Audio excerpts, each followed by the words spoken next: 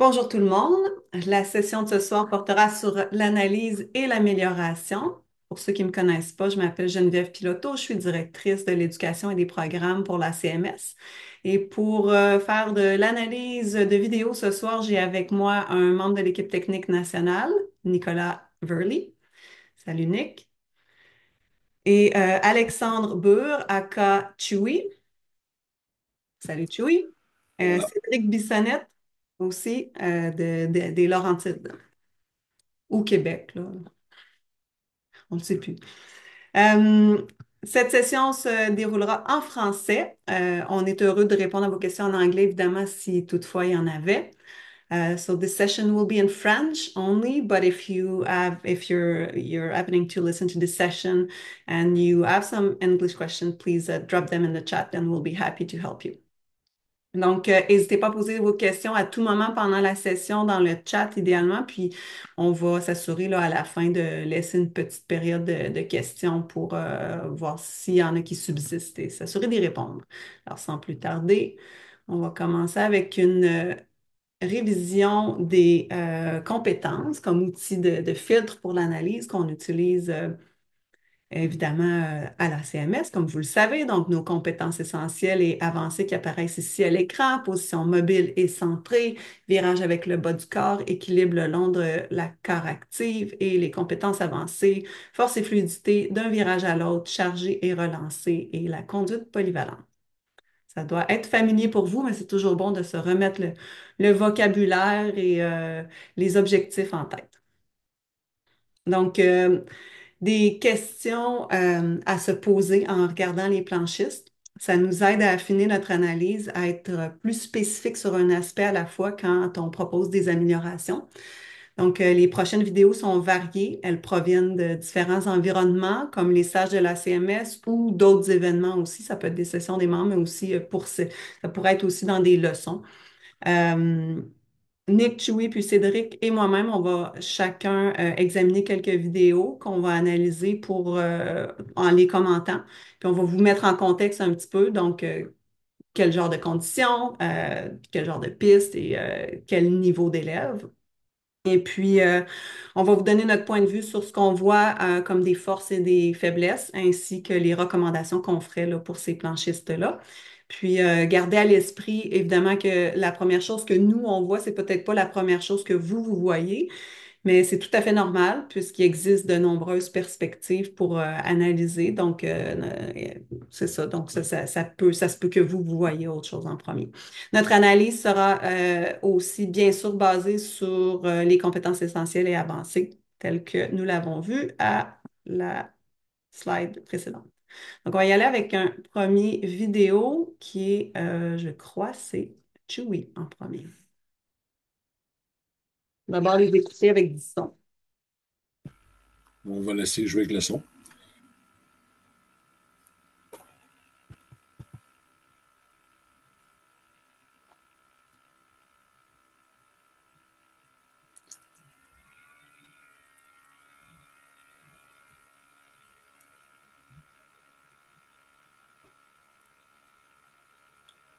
Bon, ben, ici, on a un candidat niveau 2 en Nouvelle-Zélande.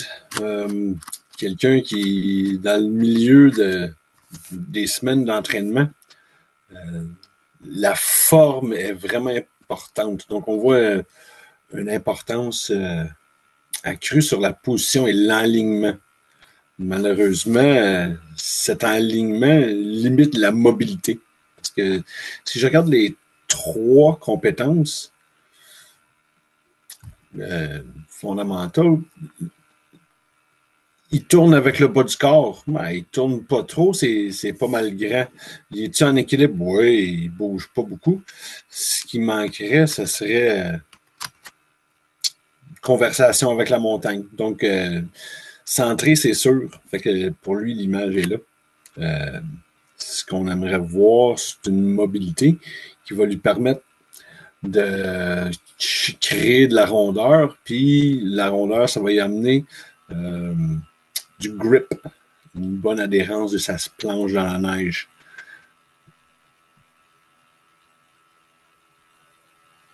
Donc, on voit ici les fins de virage l'emmènent dans une bonne forme de virage. Ben, ça arrive très tard.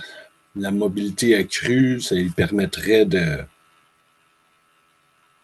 prendre une prise de corps en haut de la ligne de pente, puis avoir l'air le fun. Il aurait pogné un peu. Fait que c'est ça que j'ai à dire. Moi, c'est une erreur commune qu'on voit avec les candidats du niveau 2. Un effort pour être beaucoup trop centré tout le temps. J'estime que des sessions de ride un peu plus relax, dans des positions variées, vont offrir l'opportunité de ressentir les différentes pressions puis de sensations que sa planche y donne euh, pour ensuite aller essayer de faire ce qui se passe pour atteindre son niveau 2. Donc, développer sa mobilité Ah oui, tout court. dans, en travaillant dans différents terrains. C'est certain que si la mobilité n'est pas là, c'est difficile de tourner avec le bas du corps ou d'être en équilibre le long de la corps active, comme tu l'as bien dit, là. Oui, mais pour lui, connaissant le candidat, ce qu'il faisait très bien, c'est qu'il était dans l'image, dans le livre. Mais là, on va emmener ça là, avec un peu plus de mobilité, puis il va s'améliorer avec le temps. Bonne prescription. J'aime ça. Le prochain, Nick, je pense qu'on s'en va dans le parc. Oups, je passais tout droit, hein. Voilà. Voilà. Bonjour tout le monde. Hmm. Un petit peu, excuse-moi, on a un petit problème technique, Nick. Elle veut pas jouer. Bon. Voilà, bon, on va regarder ça ensemble. Tac. Donc, ça, c'est une vidéo que j'avais prise pendant un cours de niveau 3. Donc, notre planchiste a déjà son parc 1 et il est éligible pour son parc 2. Fait que, on va se concentrer un peu sur les compétences avancées. La OK. manœuvre qui était prévue ici, c'était un 50-50 suivi d'un 180 backside. Mais la rotation n'a pas été complètement réussie. Donc, point de vue compétences avancées, on va regarder plus la conduite polyvalente. Pour cette manœuvre-là, c'est une manœuvre qui nécessite beaucoup plus une séparation claire entre le haut du corps et le bas du corps. Puis aussi la capacité de pouvoir charger la rotation pendant qu'on est encore sur la boxe avant d'arriver à la fin. Mais en regardant notre planchiste, on peut voir que quand il embarque sur la boxe, il fait clairement uniquement la charge avec les bras. Le haut du corps bouge pas vraiment. Et puis quand tu arrives à la fin, il n'y a pas vraiment à créer la rotation nécessaire. Mais il y a quand même des points positifs. Il y a un bon équilibre, une bonne position en général en approche. Très bon timing. On peut voir quand il arrive ici. Poup, bon pop, bon relâchement vraiment à la fin de la boxe. Donc, point de vue coordination, timing, c'est excellent. Mais il y a des mouvements qu'il pourrait faire qui pourraient probablement l'aider ou pour l'aider à s'améliorer. Donc, à mon avis, effectivement, ce qui l'aiderait le plus, ça serait de se concentrer pour pouvoir créer une séparation entre le haut et le bas du corps. Il peut commencer par tourner ses épaules et son torse juste avant ou juste dès qu'il monte sur le box, de garder les yeux sur la fin. Donc, de cette façon-là, lorsqu'il va atterrir, il va regarder en amont, plus vers le haut de la pente. Et puis en tournant les épaules et le torse, il doit garder les hanches et le bas du corps en ligne avec le feature pendant qu'il glisse. Et en tournant les épaules avec le torse, il doit garder les hanches et le bas du corps plus en ligne avec le feature. Et en arrivant à la fin du feature, il va pouvoir relâcher la tension qui a été créée dans l'articulation de la hanche pour permettre à la planche de se réaligner naturellement avec les épaules quand il relâche, quand il fait son pop là. À la fin, ça va l'aider à réaligner la planche naturellement avec les épaules, le reste du corps dans les bras. À mon avis, c'est ça. Je suis certain que notre planchiste a déjà maîtrisé cette manœuvre-là. ou qui ne doit pas être très, très loin. Il pratiquait fort, puis il avançait vite. Des petits détails D'ailleurs, qui peuvent faire une grosse différence. d'ailleurs, là, ici, là, j'ai fait une petite erreur, my bad, le débutant. Alors, c'est pas un débutant, c'est un avancé. Non, Euh, non. le PowerPoint, hein, c'est un. Fait que si la personne nous écoute, là, Ben, il va être fâché de voir. ici, c'est bel et bien avancé. Et Ouais. les choses se sont mixées dans le montage. Mais est-ce que tu avais terminé, Nick? Oui, j'ai terminé. C'est ça. Ok, cool, merci. Vous n'aviez pas d'autre chose à ajouter, Cédric, Chewy? C'est bon. Vous me faites signe si jamais.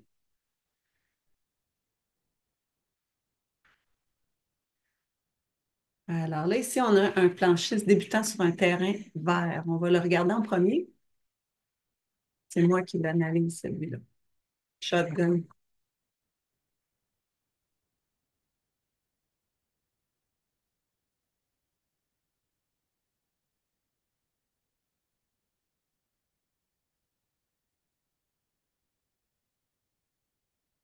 Donc ici, comme on peut voir, ben, on a un planchiste qui est débutant novice. Tu sais, il enchaîne ses virages, mais probablement que ça fait pas très, très longtemps qu'il enchaîne ses virages sur une piste verte.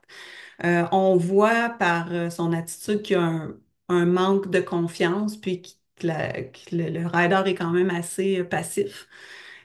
Cette personne-là est pas centrée, pas mobile non plus, surtout peu mobile. Elle arrive quand même à maintenir un peu son équilibre au-dessus de la planche puis de la corde active, mais on voit que si la vitesse ou la pente augmentait, ce serait plus difficile puis probablement que ça la sortirait de sa zone de confort. Donc, le manque de mobilité du bas du corps, ça ne permet pas d'effectuer des virages, donc de les initier avec le bas du corps, entre autres. Puis, la planche tourne, on le voit bien ici dans le ralenti, là, la planche tourne avec l'action du pied arrière qui va aussi pousser pour aller chercher, tu sais, une petite adhérence là, dans le virage assez rapidement. On voit que c'est ça, tu sais, travailler sa mobilité, puis probablement aller vers un virage novice, donc de développer la technique de la flexion au moment du changement de corps, puis de la flexion continue, c'est-à-dire, puis de l'extension au moment du changement de corps. Ça va aller juste à la planche, ça va lui permettre d'avoir beaucoup plus de contrôle dans ses virages, puis éventuellement là, d'aller sur un terrain qui est un petit peu plus abrupt. Donc, la mobilité des articulations inférieures, ça serait la clé pour être capable d'appliquer ces mouvements-là, puis de combiner ça avec une attitude aussi qui serait un petit peu plus active pour pas que la planche, pour pas que le rider subisse l'action de la planche puis de la descente, mais plutôt qu'il la conduise. Donc, c'est pas mal ça que je vois, moi, ici. Avez-vous autre chose à rajouter, chers collègues? On passe au suivant. Cédric, à toi. Oh yeah. Oui, donc Là, ici, ben, on a un candidat niveau 2, ok, sur un niveau 2 au Japon, ok, l'an passé. Conditions un peu challengeantes, là, donc je ne sais pas si on entend, mais c'était plutôt glacé, ok, très, très varié comme terrain, glace, neige mouillée. Donc clairement, là, on voit que le rider est déstabilisé.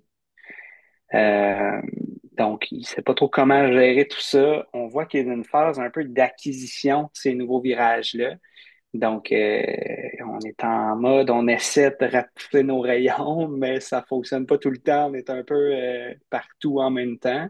mhm, Donc, c'est ça. Donc, moi, si on regarde les compétences essentielles, je viserais tout de suite la première. Donc, vraiment, là, au niveau position centrée, mobile, quelqu'un qui bouge beaucoup et pas toujours bien timé, ok, pas toujours au bon moment, euh, pas nécessairement centré à tout coup non plus.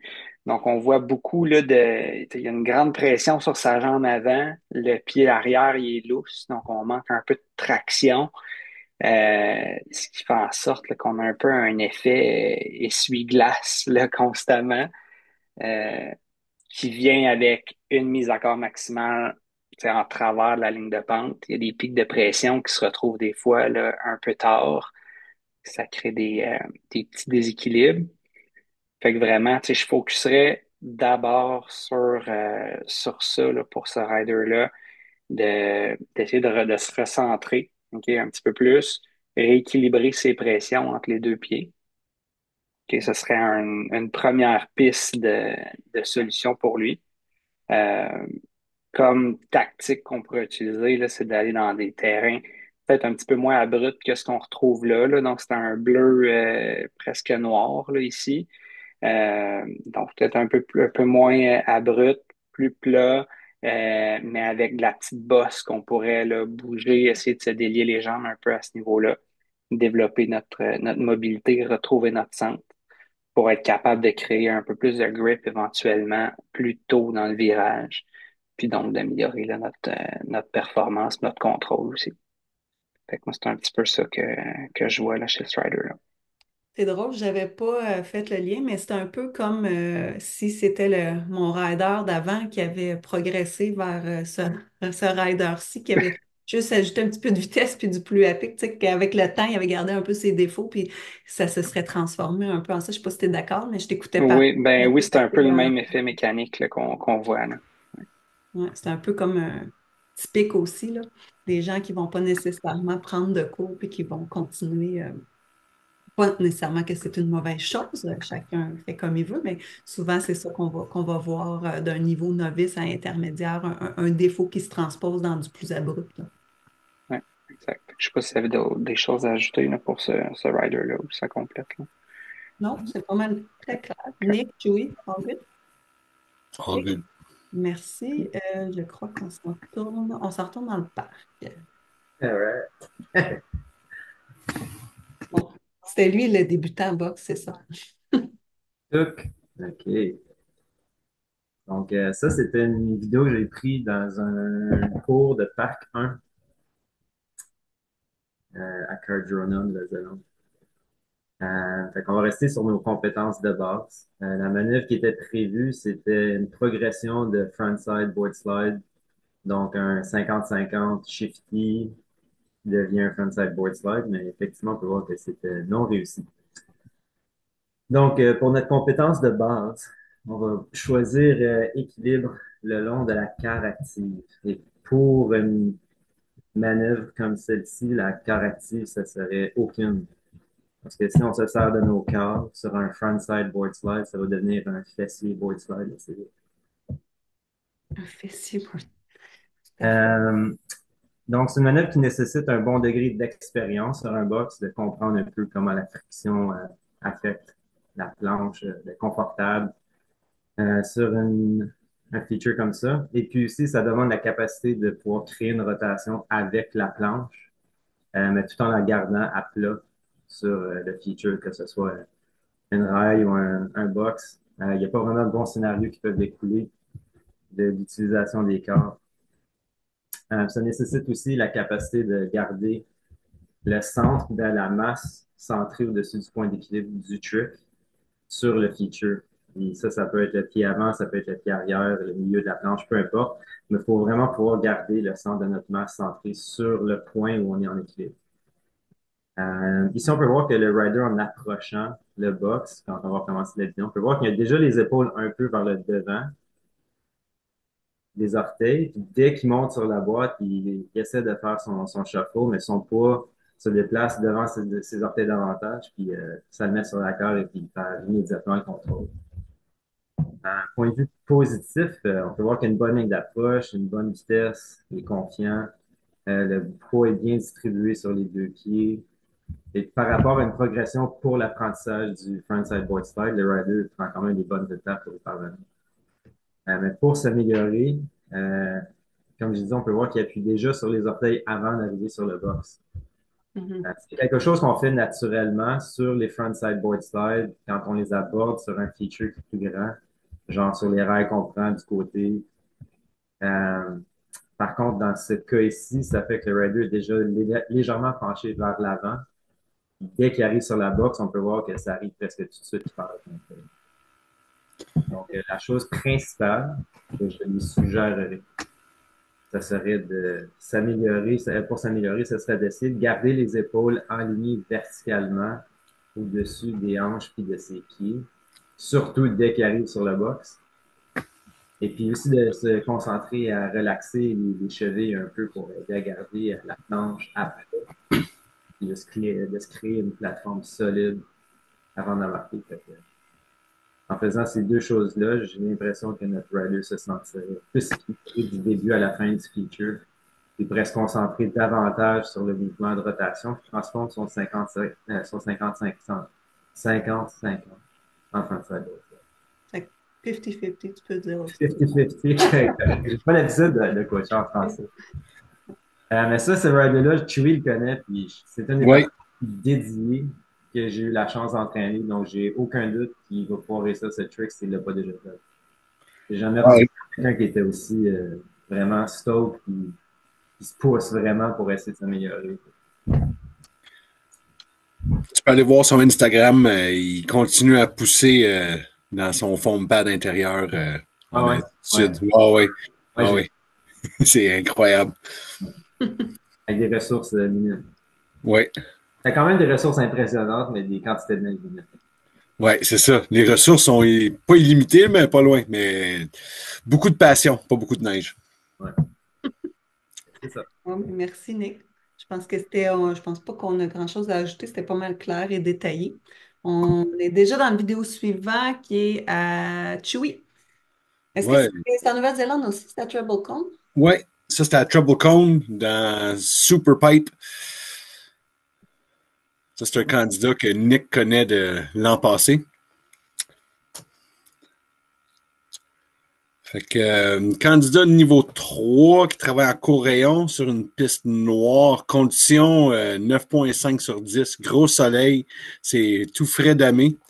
Donc, on a toutes les chances de notre côté. Ici, on a un candidat avec beaucoup d'entraînement, beaucoup de millage, puis dans le processus de compléter son riding. Euh, En le regardant vite, vite, je vois que il y a beaucoup de force dans chaque virage. La force, elle arrive de façon subite et toujours après la moitié du virage, après 3 heures et après 9 heures. Donc, la raison, c'est que c'est un terrain assez abrupt. Fait qu'il n'y a pas le choix de mettre les breaks. Euh, Ma solution pour lui, pour l'améliorer, ça serait de travailler sur une mise à corps effective plus hâtive. Pas une mise à corps en termes d'angle, mais en termes de grip.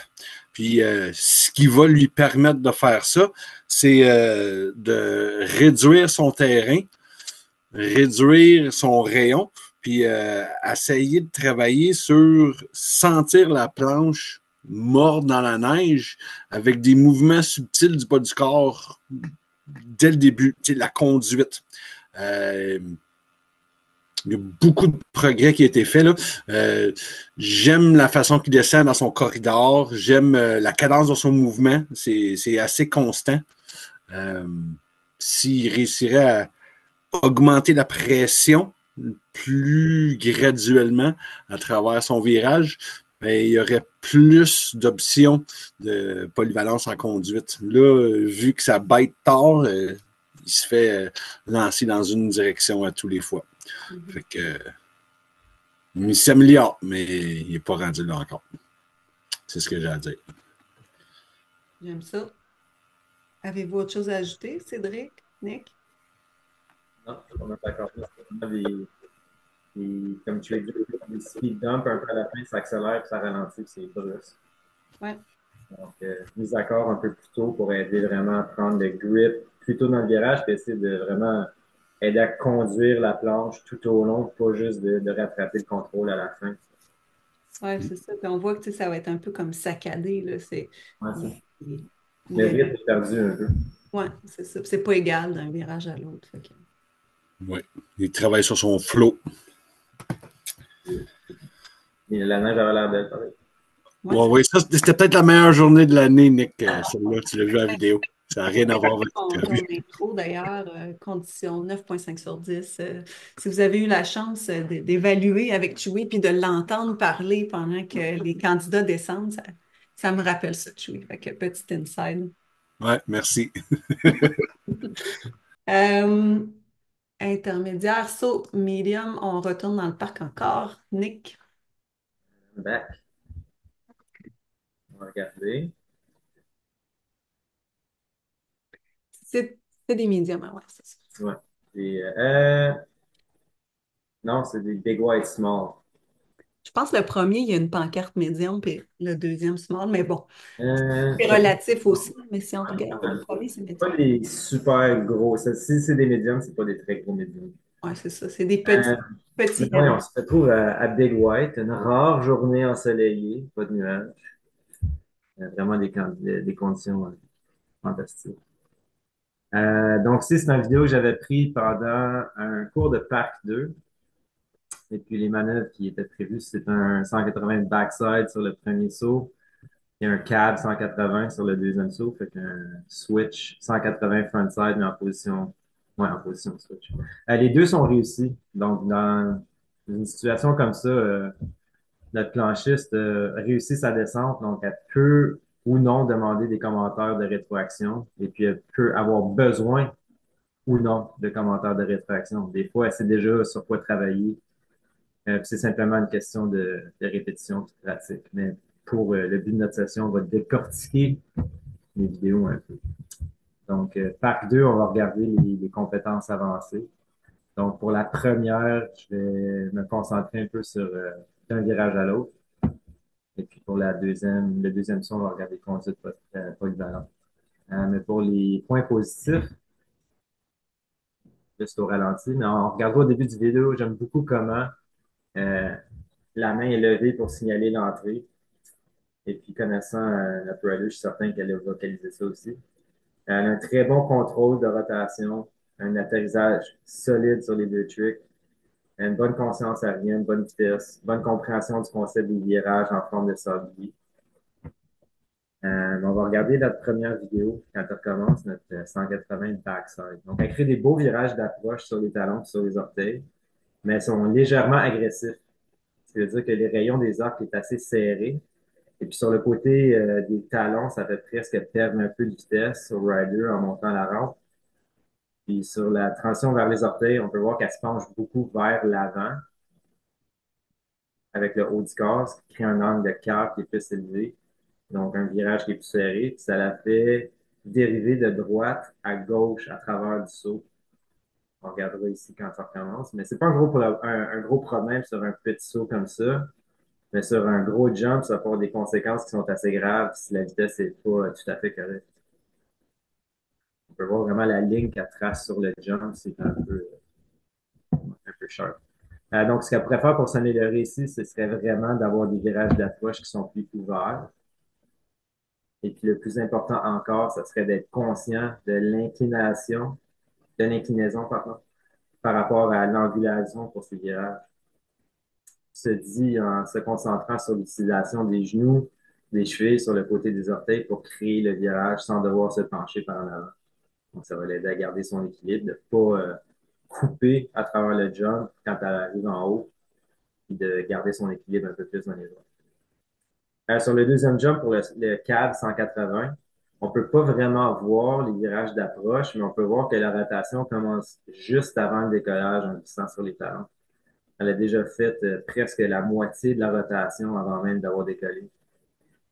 Donc, ce qui pourrait l'aider ici, c'est de se concentrer sur le maintien de sa prise à cœur sur le côté des talons, mais en même temps de garder les hanches alignées avec la planche jusqu'à l'arête du saut. Donc, vraiment créer une séparation entre le haut et le bas du corps.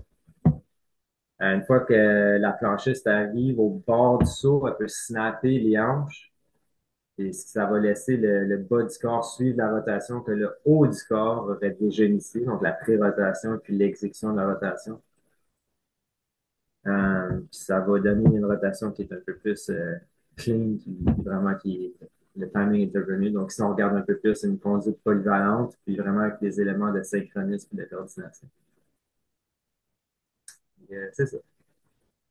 Parfait. J'aime ça. Chewy, Cédric, c'est bon?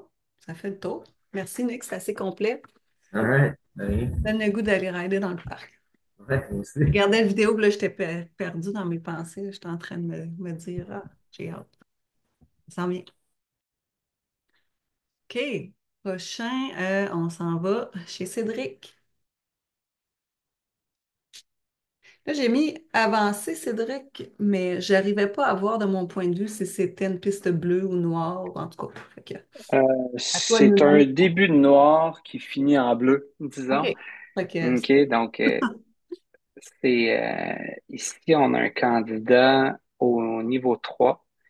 OK, donc c'est une préparation aux examens de riding. OK, donc rider fort, donc tu sais, moi, ce qui me saute aux yeux là, d'entrée de jeu, je trouve qu'il y a une bonne position, il est solide sur sa planche. Il y a beaucoup de mouvements, OK? Donc, beaucoup de mouvements là, vertical. Ils sont pas toujours timés, tu sais, pour utiliser l'énergie de la planche au bon moment. OK? Donc, ça m'amène, tu sais, rapidement dans les compétences avancées, là, tu sais, charger, relancer, d'un virage à l'autre, ce mix là ici. Euh, donc, pour moi, je trouve qu'il crée pas beaucoup de grip, OK, en initiation de virage. Donc, il laisse sa planche glisser. Puis encore là, tu sais, on voit là, dans le dernier virage un pic de pression à la fin, mais il n'y a pas eu de build-up tout le long de la courbe. Donc, tu sais, pour moi, ce serait l'objectif là, chez ce rider-là, c'est d'initier le virage plutôt de créer de la grip rapidement pour déformer la planche puis avoir quelque chose à gérer à la fin pour accélérer en travers de la ligne de pente, là. Fait que c'est un peu ce qu'on recherche chez un candidat de niveau 3.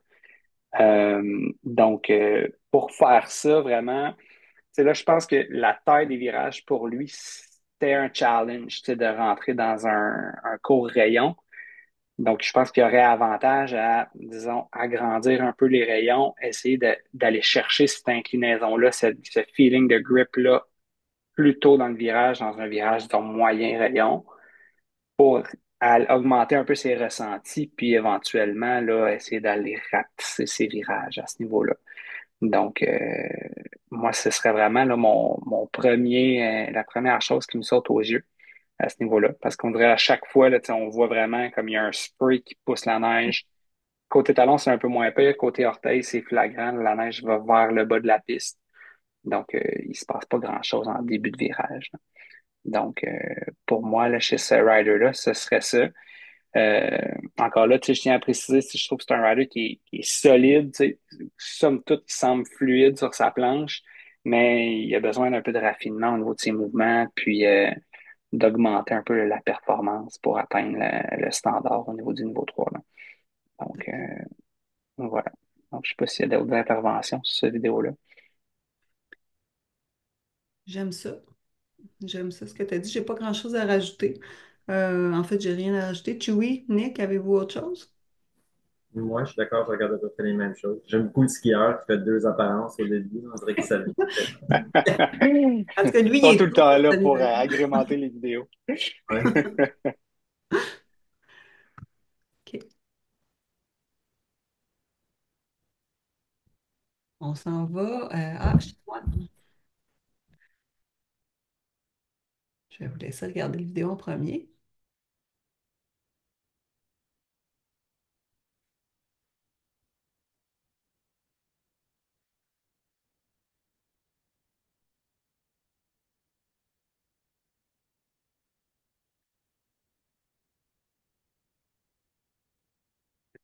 Ici, on a un rider qui est dans son module de niveau 4, qui fait des longs virages. Donc, on travaille le carving sur des conditions assez bonnes avec une bonne grip. C'est une piste bleue constante qu'on connaît bien à Tremblant. Là, j'ai un blanc de mémoire pour le nom, mais Chewy, tu pourras me le dire.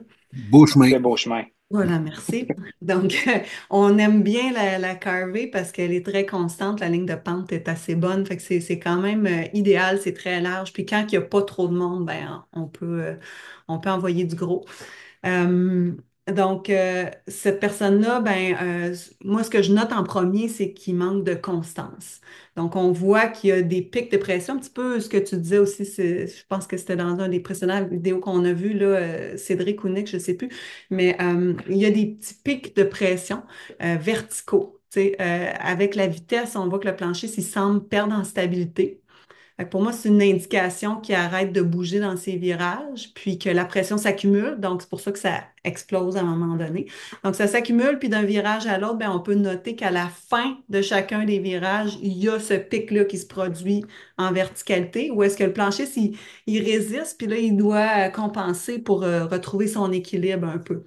Fait que, on observe que là, il y a les bras qui bougent, il y a un petit peu comme le haut du corps qui tremble un petit peu, si on veut.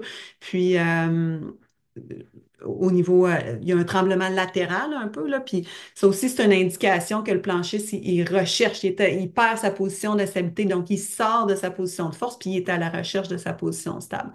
Puis, afin de pouvoir soutenir des vitesses plus élevées en carving, ben, c'est sûr il faut bouger, tu sais, tout le long du virage pour être et rester dans une position qui est forte. Donc, c'est ça qui donne cette impression-là de fluidité quand on regarde quelqu'un descendre puis qu'on a l'impression que c'est un seul et même mouvement. C'est que la combinaison de tous les mouvements-là permet de maintenir son élan.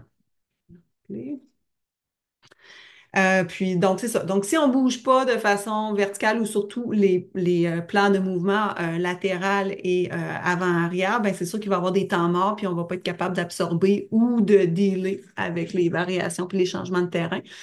Puis, ben, pour développer une conduite polyvalente, c'est certain que ce planchiste-là, ben, il y aurait avantage à retourner à la base. Ça serait le premier conseil que je lui donnais, de retourner à la base dans les compétences essentielles, puis de, de vraiment se concentrer sur être centré mobile, effectuer des virages avec le bas du corps, être en équilibre au-dessus de la corps active, puis tranquillement de réincorporer la vitesse. Puis en trouvant la vitesse, les compétences avancées vont se manifester automatiquement. Au lieu de les avoir en soi, de juste simplement aller travailler vraiment les compétences avancées, que l'objectif soit la fluidité.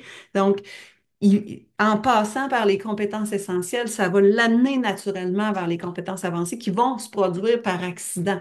Donc, trouver la juste dose de mouvement au bon moment pour y permettre de trouver ben, cette fluidité-là comme qu'il va rechercher, puis éviter ces pics de pression-là.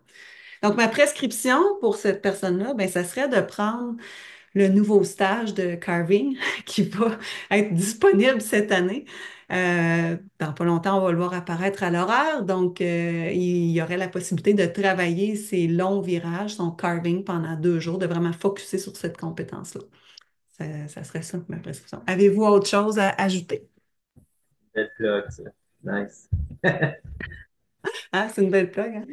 Ça me faisait un peu penser à la vidéo de Chewie où notre ami descendait dans la piste en Nouvelle-Zélande. Je pense que c'était le niveau 3. C'est un Où est-ce style qu'il y de avait jeu des pics? différent, mais moi, par rapport au timing, ça, on dirait qu'il y a comme des spikes de gros mouvements. Puis après ça, c'est vraiment juste de tenir, de vraiment essayer de garder l'énergie qui se produit. Comme la mise à corps, elle se fait super vite, puis après ça, c'est hold on jusqu'à temps que ça finisse le virage avant de recommencer le prochain. C'est ça. Ben, puis, tu sais, puis on pourra observer d'autres choses aussi. Là, on voit que des fois, à certains moments, sur un virage ou deux, là, il y a un petit peu le haut du corps puis le bas du corps qui déconnecte un peu, comme là, on le voit. Mais moi, ce qui m'intéresse dans ce cas-ci, c'est vraiment de regarder l'image globale du radar, puis qu'est-ce qui va lui permettre de progresser sur du long terme. Parce que, tu sais, si je lui dis de travailler juste un virage sur un radar qui est quand même assez avancé et expérimenté, si je lui dis juste de travailler sur un petit truc, je pense que dans ce cas-ci, puis ben, je le connais, ce planchiste-là aussi, dans ce cas-ci, ça lui rendrait pas service. Il a besoin de pas trop penser, de sortir de sa bulle, puis plus de ressentir justement qu'est-ce qui se passe en dessous de ses pieds. Et de prendre le cours de carving Et de cassé prendre le cours de carving parce que, hiver 2024-2025. exact. Souvent, tu sais, au niveau des riders, au niveau du carving, ce que je suggère, on a souvent le mindset de carving grand rayon tout le temps. Mais des fois, les riders, il y aurait avantage d'essayer de carver dans du moyen, même du court rayon, pour sentir un peu comment on fait gripper notre planche sur les cars. Fait que, tu sais, pour un rider comme ça qui a de l'air stock un peu dans sa mécanique de mouvement aussi, ça pourrait être bon d'explorer différents types de virages coupés Tout à fait. là-dedans pour le faire bouger un peu, là. Ouais, de changer de rythme, exactement. Ouais. Ouais, je suis bien d'accord avec toi.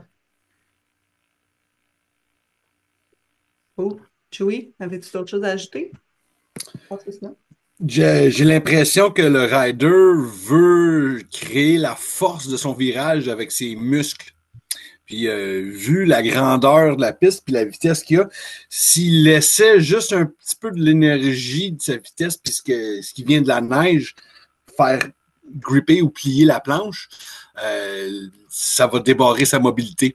Parce que quand on essaie de barrer fort sur notre board, on ne peut pas absorber ou atténuer, dépendant de ce qu'on a besoin de faire à chaque moment, dans chaque virage, parce qu'on tient tellement fort juste pour être là. Si on s'incline graduellement, on laisse l'énergie, les forces extérieures rentrer dans le board au lieu de les créer, ça va le développer, ça va le débloquer un virage à la fois.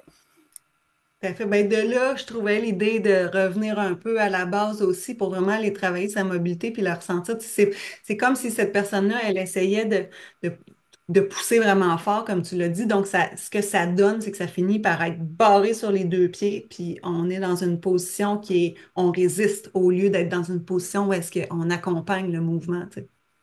Ouais, je suis d'accord. Cool. Je crois que c'est notre dernière vidéo. Nick, qu'on retourne dans le parc. Ouais, c'est juste des vidéos de parc que Ben j'avais. oui, c'est ça, mais c'est correct. C'est correct, on a besoin d'une sélection variée, fait que je suis contente que tu en as mis.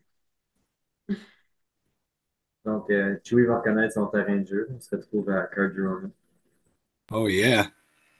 en Nouvelle-Zélande. Donc, ça, c'est une vidéo qui a été prise pendant un cours de parc 1, où en fait, c'était des pratiques avant le parc 1. Donc, la manœuvre qui était prévue, c'est un 180 backside, qui en quelque sorte était accompli. Donc, on va regarder nos compétences de base. Donc, si on peut songer un peu à notre position mobile et centrée. On va regarder les points positifs d'abord, comme d'habitude. Position généralement bonne lors de l'entrée. Notre planchiste a une bonne compréhension du concept des virages en forme de sablier et puis une bonne prise de corps sur le décollage. Et puis réussit son 180, la rotation de 180, excuse-moi. Mais il y a des éléments manquants. Donc, la première chose, ça serait d'être à l'aise avec la vitesse. On peut voir que pendant l'approche, que les virages sont un peu glissés au lieu d'être coupés, ce qui finit par causer une grosse perte de vitesse. Puis le rider arrive à peine à passer le lip du saut. Il arrive presque même pas à traverser juste le jump comme tel.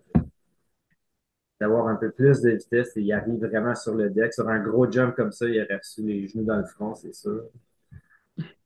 Donc, ça serait vraiment d'être confortable avec la vitesse. C'est peut-être involontaire de sa part, mais on peut aussi voir que dès qu'il commence à monter le lit, le rider est déjà un peu en arrière. Les épaules sont en amont et puis ça reste vrai jusqu'à l'atterrissage. Donc, c'est peut-être un manque de confiance avec le saut. Moi, je lui suggérerais de faire beaucoup de répétitions en faisant des sauts droits, sans rotation, ou d'autres tricks avec lesquels il est à l'aise, peut-être des 180 frontside, ou peu importe, mais pour vraiment gagner de la confiance avec le saut, et de pouvoir être confortable avec la vitesse nécessaire pour arriver jusqu'au landing. La deuxième chose qui pourrait vraiment l'aider, ça serait de regarder la direction. Ça va te faire un peu avec la direction, on se dirige le centre de masse. On va regarder où le rider regarde. Donc, on peut voir dès qu'il arrive sur le jump, il garde les yeux vraiment sur le jump, sur le lit du jump. Puis dès qu'il commence sa rotation, ses yeux restent sur le jump jusqu'à la fin. Sauf que le lit du jump, c'est une partie du jump qui est une partie du feature qui est en amont par rapport à la direction de la manœuvre. Donc, on veut descendre la piste, mais on regarde vers le haut de la pente. Donc, veut pas, en faisant ça, notre corps va vouloir suivre un peu la direction où on regarde. Quand j'essaie d'enseigner les 180 backside, je suggère toujours au monde de garder de garder les yeux sur l'atterrissage, sur le landing, qui est une partie du jump qui est en aval. En faisant ça, on finit par regarder en amont quand on atterrit, donc une fois qu'on remet les pieds sur terre. mais ça nous aide à garder notre équilibre pendant qu'on est dans les airs. Et puis ça enlève aussi le sentiment qu'on a d'être aveugle dans les airs. Ça nous permet de savoir où on est dans les airs et où on va atterrir. C'est un concept qui s'applique pareillement pour les 360 frontside, un 540 backside, etc. C'est tous des tricks qui finissent avec un 180 backside. Euh, donc, ouais, c'est ça. Pour résumer, ce qui pourrait l'aider, ce serait d'avoir la bonne vitesse pour le feature et de garder les yeux sur l'atterrissage. Je pense que ça va l'aider à atterrir son truc. Tout à fait. Donc, peut-être qu'avant de faire des rotations, comme tu dis, de retourner un petit peu en arrière puis de s'habituer là, à prendre le jump et de l'atterrir à la bonne place aussi, là, être habitué dans les airs. D'être confortable, ça prend du temps, puis surtout que, tu sais, si c'est une situation où notre rider sent que vraiment il y a une date d'échéance pour pouvoir atterrir ce trick-là, parce que le cours arrive, il veut passer les manœuvres obligatoires, mais c'est un processus qui prend de la répétition, puis tu sais, ça prend du temps. Il y a des gens qui l'ont tout de suite, il y a des gens, ça leur prend un peu plus de temps, donc c'est vraiment une question de se rendre confortable avec les features avant vraiment de se pousser pour essayer de faire quelque chose qui nous fait peur. Tout à fait. Merci. Avec Cédric, Chewy, avez-vous autre chose à ajouter? C'est bon? Par bonne analyse. Ouais, je seconde Geneviève, ça me donne le goût d'aller rader dans le parc avec toi. Ouais, vas-y. Tu passeras par le Québec, là, en route vers l'ouest. yeah.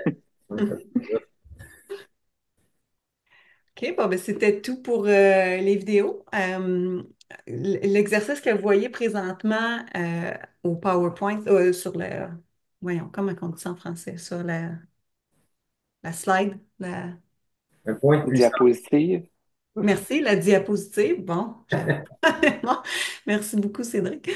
Donc, c'est ça, cet exercice-là, on en a parlé à l'automne passé, mais évidemment, c'est jamais de trop de le réviser parce que je pense que c'est quelque chose qui est important de se le mettre en tête avant de recommencer la saison. Puis, on peut même le pratiquer justement dans un exercice en analysant des vidéos comme on le fait aujourd'hui, puis éventuellement, ben, l'amener sur la neige dans pas si longtemps que ça.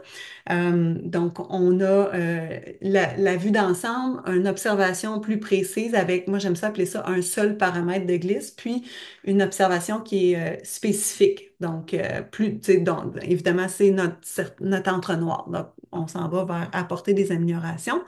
Puis, ce qui est intéressant, c'est de se poser ces questions-là par rapport aux paramètres. Donc, qu'est-ce qu'on va observer de façon plus précise? On va observer la planche, on va observer la neige, on va observer les parties du corps. Donc là, on va les séparer en différents morceaux aussi. Puis ensuite aussi, on peut essayer d'entendre seulement la planche ou d'écouter le son que ça fait avec la projection de la neige ou de la glace, c'est selon. Puis regarder la vitesse, la symétrie, le rythme du planchiste. Puis ensuite de ça, là, on peut tomber dans une observation qui est plus spécifique et apporter des améliorations. Donc, quel mouvement est-ce que le planchiste devrait ajouter ou modifier? Où exactement ou quand exactement dans le virage où est-ce qu'on pourrait les ajouter? C'est quoi l'intensité, tu sais, la quantité de mouvement dont il va avoir besoin? Est-ce qu'on en veut plus, on en veut moins? Qu'est-ce qu'on veut plus, qu'est-ce qu'on veut moins? Et la modération. Puis ensuite de ça, ben, l'amélioration.